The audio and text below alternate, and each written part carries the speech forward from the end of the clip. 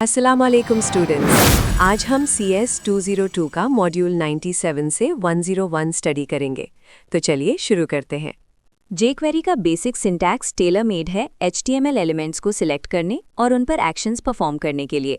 इस definition card में इसका फॉर्मेट देखें। सबसे पहले $साइन आता है जो jQuery को एक्सेस करता है, फिर पैरेंथेसिस में सिलेक्टर होता है जो एलिमेंट को फाइंड करता है, और आखिर में डॉट के साथ एक्शन लिखा जाता है। इस कोड एग्जाम्पल में देखें, हमने $document.ready यूज़ किया है। ये बहुत ज़रूरी स्टेप है क्योंकि ये इंश्योर करता है कि आपका कोड तभी एग्जीक्यूट हो जब पूरा वेब पेज लोड हो चुका हो। आप इसका शॉर्टर वर्जन $फंक्शन के साथ भी यूज़ कर सकते हैं। jQuery में एलिमेंट्स को सिलेक्ट करने के 3 मेन तरीके हैं। इस कंपैरिजन टेबल को देखें। पहला है एलिमेंट सिलेक्टर, जैसे $P, जो पेज के सारे पैराग्राफ्स को टारगेट करता है। दूसरा है ID सिलेक्टर, जो हैश सिंबल हैश के साथ यूज होता है, जैसे $#test। याद रखें, ID हमेशा यूनिक होती है। तीसरी कैटेगरी क्लास सिलेक्टर की है, जो पीरियड डॉट सिंबल यूज करती है, जैसे $.test। इस कोड एग्जाम्पल में आप देख सकते हैं कि कैसे एक ही बटन क्लिक पर हम किसी स्पेसिफिक ID या पूरी क्लास को हाइड कर सकते हैं। इवेंट्स वो एक्शंस होते हैं जो एक विजिटर आपकी वेबसाइट पर करता है। इस चेकलिस्ट में कुछ इंपॉर्टेंट माउस इवेंट्स दिए गए हैं। क्लिक तब ट्रिगर होता है जब एलिमेंट पर क्लिक किया जाए, और डबल क्लिक के लिए है। माउस एंटर और माउस लीव तब काम करते हैं जब माउस पॉइंटर एलिमेंट के अंदर आए या बाहर जाए। एक बहुत यूजफुल इवेंट हॉवर है। ये एक्चुअली 2 फंक्शंस का कॉम्बिनेशन है। पहला तब चलता है जब माउस एंटर हो और दूसरा तब जब माउस लीव करे।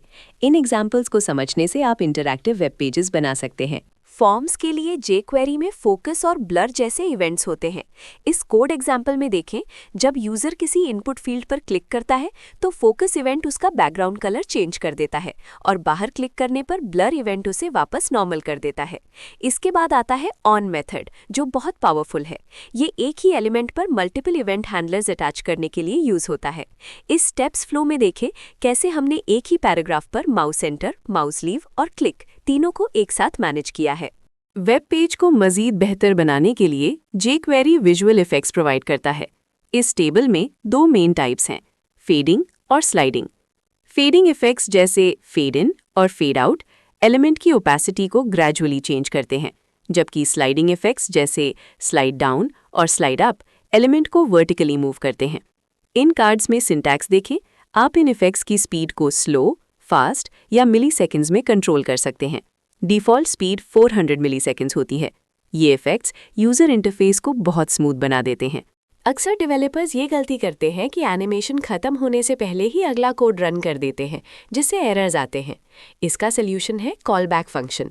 इस फ्लो डायग्राम में समझे, कॉल बैक फंक्शन सिर्फ तभी एग्जीक्यूट होता है जब करंट इफेक्ट 100% फिनिश हो जाए। इस कोड एग्जाम्पल में देखें, हमने पैराग्राफ को हाइड करने के बाद एक अलर्ट फंक्शन कॉल किया है।